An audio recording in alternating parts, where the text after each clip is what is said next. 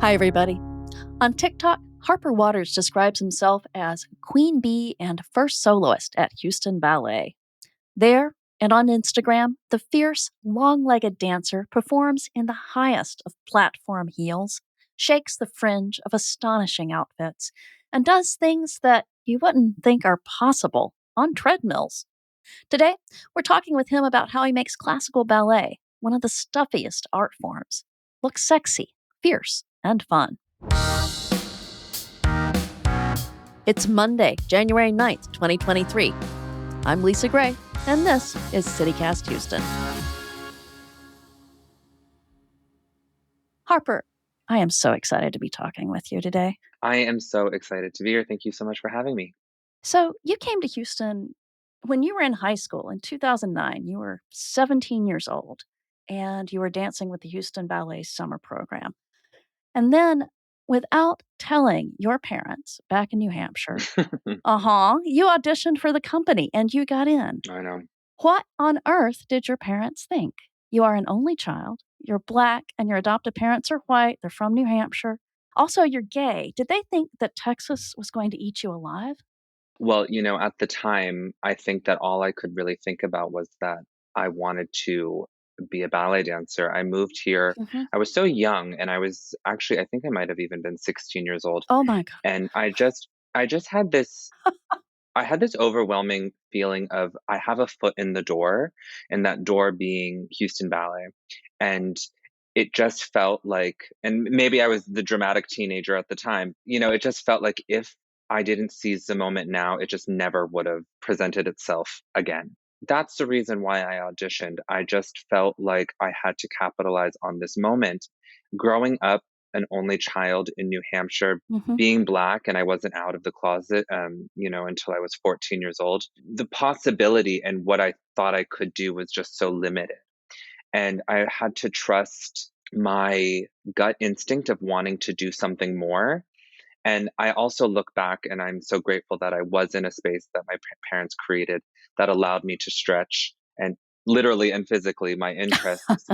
And so the culmination of the two Yeah. really was the motivation that forced me to say I'm going to audition. And I wonder if I sort of knew that if I got in, my parents would succumb to it and let it be. But that didn't come without a few dramatic phone calls and some tears. But Oh, I have a knack for the dramatics. I can't help it. that just seems so young. And also, like, did you have any idea that Houston Ballet was where you'd build a career? What brought you to Houston? So I attended a performing arts high school in Natick, Massachusetts. So Mhm. that was actually my real first foot outside of leaving home. I moved away actually when I was 14 to go to boarding school there, Oh my and goodness. um, I think it was equal parts a search for dance and wanting to make that a reality, but I know that it really had to do with a search for community. And, I watched Queer Eye secretly. I watched The Real World. I snuck watching those TV shows all the time. And I was like, I know that there are people like me in musical theater and in the performing arts and in dance. And so that's really why I forced my parents to let me go. But there was a student who actually was a few years above me at school, and he attended Houston for a summer intensive, and he had incredible success here. And Ah. so that really was the reason why I wanted to come down here. That and when I auditioned for the summer intensive, I experienced something unlike any audition I had before, which was I laughed Oh. in the audition. I had never I had never equated humor to ballet. I thought it was so rigid, and it is. Don't get me wrong. Yeah, I wanna get into that, yeah. But, I laughed, and Uh-huh. I just knew that that little taste of humor and wit that the, teacher had, that Houston was where, I wanted to be. I do not think of classical ballet as funny, and let's be kind here too. It is not known for being progressive about gender and race. What drew you to it? There's this undescribable feeling, of performing Uh-huh. and knowing what your body can do. And Yeah. it's a really, really beautiful art form. And it's like, unless you're in it, I don't think people really can understand truly what it means to be a ballet dancer. And that's what makes it so special. It's sacred because it is an art form that is, handed down through Mhm. people who have danced it before. It's not, it's, you can't just type in these equations to get your leg at 180 degrees.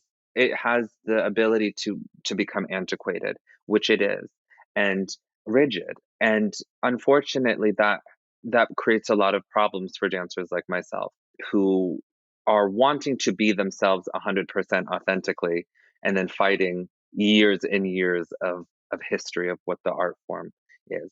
I think of you as first breaking out of that in 2014 when you posted that first Instagram video of you and another dancer Yeah. running around the ballet's gym wearing pink stilettos. Yes. Did the 2 of you plan for that to go viral? What were you thinking? I don't even think I know what the word viral meant. Like I thought that was more like disease related. You just had an Instagram and you didn't think anyone but your friends looked at it? Yeah.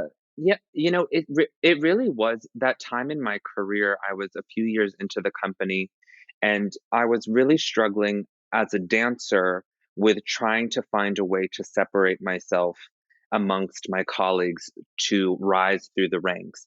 When you get into a company like Houston Ballet, everyone's good, everyone's talented, everyone can dance well. And so you have to find these ways to separate yourself and individualize yourself. And like we were saying, in an art form that is somewhat antiquated and at the top, I didn't see dancers like myself.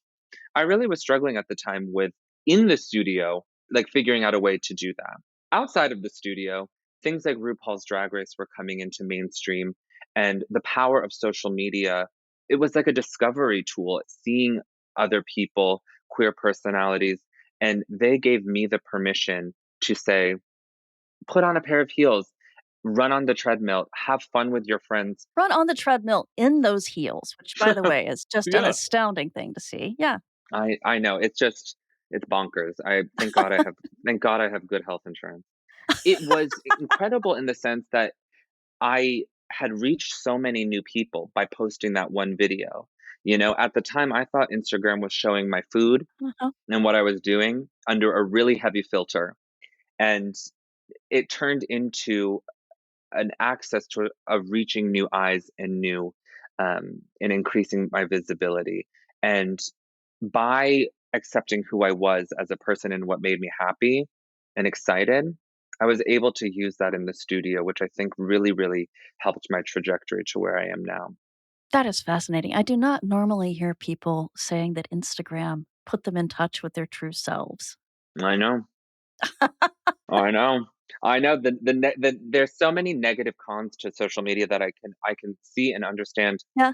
the argument for, but for me, it's always been a tool of inspiration and discovery. And of course, I've had to navigate trolls and Mhm. people who disagree with what I'm doing and how I'm doing it. But Yeah. more so, it's always been something that's brought me joy, and I've relied on to be myself and to be the best artist that I can be. So how did that, like, change in your dancing show up? I mean, you're dancing these classical roles, the male dancer who stands stiffly and lifts the ballerina. Yeah, How does that compare with the stuff you're doing in the heels, the strutting and the shimmying and the fringe? I don't know if you've heard of a Houston legend. Her name is Beyonce. Oh, I think so. Yeah, yeah, yeah. So she has this alter ego, and she calls her Sasha Fierce, Uh-huh. and I tend to call mine Sashay Fierce. It's this embodiment of one aspect of who I am, Uh-huh. the confidence, the performer, the fabulosity. But in achieving that persona, it's taken years, and it's also kind of been parallel to my discovery of being a ballet dancer. Yes, it's all about has to do with the physical, but it's so much more than the turns, the jumps, the spins. That is like the cherry on top. But Mhm. the nuanced mannerisms of eye contact and how you walk and how you gesture your hand to the ballerina or your partner, how you touch someone, Mhm. telling a story is what an artist and a dancer is about. And having to figure out how to do that authentically in my way and not try and be something that I thought I had to be, that has been a challenge, but ever so rewarding. And so the heels and the sachet fierce and the glamour, Mm-hmm. trying to don't get me wrong, I just did the Nutcracker and I didn't do it in a pair of pink heels. I've been finding ways to play with the music and to bring humor into it and to be my own version of the prince, and to be my own version of the dancer, which is a really beautiful thing. Tell me about the Nutcracker this year. It had a record-setting audience? We were so overwhelmed by the support this year. We do 37 shows and we actually play a game. The dancers play a game Mhm. with the staff, the artistic staff at the theater, and it's called the house count game. And we know that the Wortham Theater holds 2,400 people. And every day or every show, that you could guess how many people were there. And the person who came closest without going over would win a prize. In the past, I've been in the company for 11 years. Oh. I have never heard it over 2,200. Every single show this year was over 2,100 people in that audience, which was incredible, but also, oh my gosh, there's 2,100 people who are going to watch me do this dance. So it's a little nerve-wracking, but to have the city of Houston support us like that, it meant the world. And to be back in full capacity and to know that the arts are loved here, it was great. But it also gives us a little fire under our booty because 37 shows is a lot. It's a Yeah. lot of shows. It's a lot of shows. And so to know that people are coming Yeah. and we have to put on a performance for them, that also really helped. So, we're record breakers. It's not just the Astros, okay? This ad is brought to you by our sponsor, How to Buy a Home.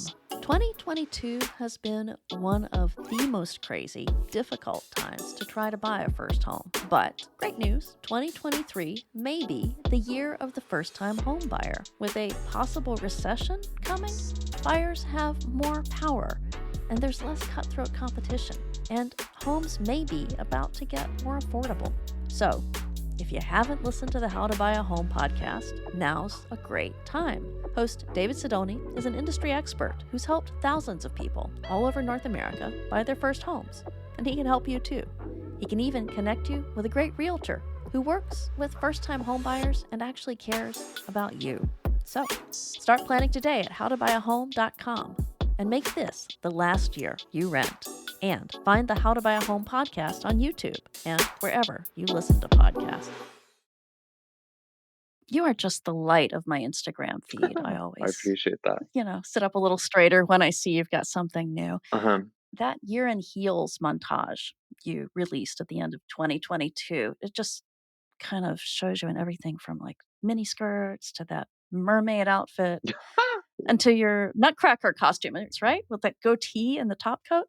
Dr. Drosselmeyer, yes. And on top of that, you're doing, Mhm. when I look at all the clips that went into that montage, it dawns on me that there is a huge amount of thought and work behind that. I mean, it's up just a few seconds, but these are like carefully staged. You've got great costumes. You've thought through what each clip is doing.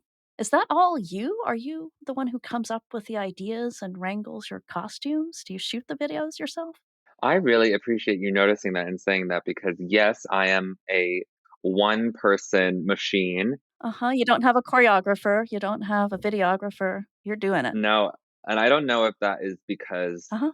well, I think it's because I'm a control freak, and I think it's because I don't really like to I'm an only child, I like things done my way, and it's like, I'm all about collaboration um, and pulling inspiration and working together with people on things. As long as they do it your way? Yes, but it's also like I can only be in a pair of heels for so long, so we gotta kill time fast, and I gotta make the most of it. But yes, it comes from I do I have the iPhone, I put it on the tripod, I know the angles that I like, Mhm. and I really try to make things musical. I try to choose music that inspires me, that fits the vibe, that fits the energy. I like to tell a story, and I come from a time that ages me so much. But I started social media when it just started, and it's changed so much Mhm. how people are filming and what they're doing. And I always harken back to, I just like telling a story. I like it being something. I like it meaning something. I want people to feel something. I don't want it to just be a 15-second dance and that's it. I like putting work into it. And I think all art and all content is valid, and I enjoy watching those TikTok dances I and other things, but when it comes to my things, the elements of fashion, they all intertwine with each other. And I think it's because, I'm a ballet dancer. I love production. I know the work that goes into a production, and so I can't help but make a little mini production for myself. Yeah. I try to do things and create things that feed my interests, that feed my love of things. Mhm. And I'm not trying to. Of course, I can be aware of what's trending, and I can be aware of what is popular, and I can lean into that. But so much of my social media is selfish. I want to do what makes me Uh-huh. happy. I want to listen to the music and create to the songs that I like. I want to wear the outfits that I want to wear. Mhm. I want to edit it the way I edit it. So it is feeding my need of creation. And so times when I don't feel inspired, I won't create. Mhm. But like, we're on break right now. We just did over 37 shows of the Nutcracker, and so we're on a 2 week break right now. And Uh-huh. after the first week of recovery, I was like sitting here and I was like, I really want to go do something. And I rented a studio and I just shot some images and for myself that I was like looking at, and I was like, I think I can do my own twist on that. And I went and filmed some videos. So I'm feeling the inspiration for the new year. Oh, so I have that to look forward to. So, Yes, what has the reaction at Houston Ballet been to your being such a star on social media? You've got, oh, a gazillion followers, like 250,000 on Instagram and twice as many on TikTok. I know. Wow, what a family. The response has been, Yeah. I don't know, like, I'm not sure if it should be something like, "Oh my god, Harper, we love what you're doing," or if it's really just Mhm. they let me run free, and that's Harper doing Harper, which I actually really respect because I want it to be something that is individual and it isn't considered Yeah. different, that one of their dancers is doing what makes them happy and chooses to do it this way, which I really respect. I've never felt pushback from my director. I've never felt pushback from my dancers. If anything, I've always felt supported and encouraged. And I think that sort of support really comes from the legacy of Lauren Anderson and her being the first Black, Oh, principal of a major ballet company. And here at Houston. Mhm. she has been my fairy godmother, really, since I joined here. And so I know that her work ethic and how she approaches life and how she was respected as someone in this company, that opened the doors for people like myself to do what I think society may deem as different. Mhm. It is not different. It's fabulous here in Houston. I mean, I think Lauren Anderson and you both have brought new people into Houston Ballet, people who, may not have thought it was interesting before. Yes, one of the first things I ever did, um, in social media as, like, something when I built somewhat of a following, is I attended this thing with Target, and we were able to listen to the CEO of Target Uh-huh. speak, and I was like, "What am I gonna learn from this? I'm not trying to open up a chain store, like, I just wanna wear the clothes and maybe, do some things." But he had something that has stuck with me forever, and he said, "Visibility is currency." And it's not necessarily a monetary one. It is the currency for what you choose to and want to acquire.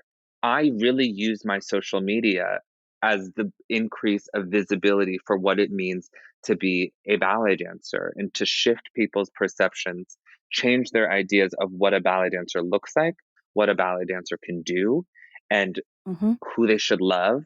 And by increasing my content and by having it, reach new people, if I can be the permission slip for people to step into the studio, to come to the ballet, that's a win. And so I really look at it, and that's stuck with me forever. And that's been my mindset for a very long time. You make ballet look really fun, and Good. while you're making it look fun, you make it look easy, and I know that it is just not easy. It is incredibly hard. It is painful. It Hmm. is athletic. It requires more out of your body than most pro sports do. Hmm. Most dancers retire in what, their mid-30s? And you're always like one snap tendon away from the end of that career. Does that weigh on you? Do you have plans for what you'll do next? It seems to me like you could do a lot. It really didn't until recently. And, tomorrow is actually my 31st birthday. And so I'm thinking about, I've never really had to think about what's next or what I want to do next. I mean, we have a 44-week contract here in Houston. It's the longest contract in the professional ballet world. Mhm. That's a year-long thing. I've always just looked at what's next, the show, the show, the show. Um, and I've never really had to think about when the show's not there. And I feel so lucky to have created a community on social media that allows me to potentially sashay my way into something next, um, when the curtain closes.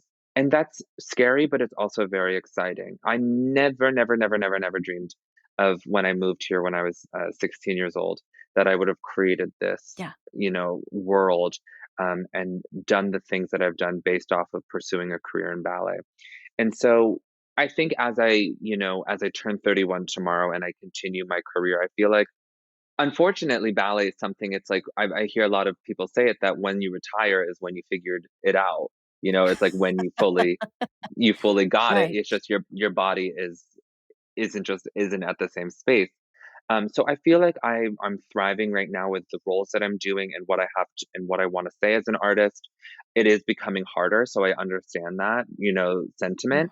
Mhm. But if it's writing a book, if it's having a TV show, if it's doing a podcast, if it's something, I feel really lucky that I have this group of people who follow me, who will, support me with whatever's next. But as of now, I'm still kicking, I'm still splitting, and so Still sashaying. yes, it's. I think that little voice in the back of my head is becoming a little bit louder of what to do next and how I'm going to do it. All right. Well, thank you so much for talking with us, and happy birthday. Thank you so much. I can't wait to see those new videos. I have lots of content. It's like it's my birthday, but I'm going to give the gift of new things. That was Harper Waters. If you want to follow him on Instagram or TikTok, and you should, we will have the link in our show notes. Now, I am here with producer AK Almomen. AK, what is going on around Houston today? Hey Lisa, Mardi Gras Galveston is coming up in February, and the headlining shows have just been announced. Ghostline Observatory, an Austin-based electro rock band, and Chris Jansen, who has had 2 Billboard #1 songs last year in Good Vibes and Done. Mardi Gras festivities will run in Galveston from February 10th through the 21st. It will have over a dozen performers, parades, and a whole lot of parties. Also, Fiesta Gras, a celebration centering the Latin community, will be on February 12th. Tickets for the shows will start at $14.50 on the Mardi Gras Galveston website and have the potential of increasing as we get closer to the event. If you're a first responder, active military, or a veteran, you will get free admission on February 17th. There is a lot of hype around the event this year, and it is expected to attract over 350,000 people. That is incredible for the island city. That is it for our show today. While you're following Harper on Instagram, hey, add us too. We are at CityCast Houston. Talk with you tomorrow. Bye.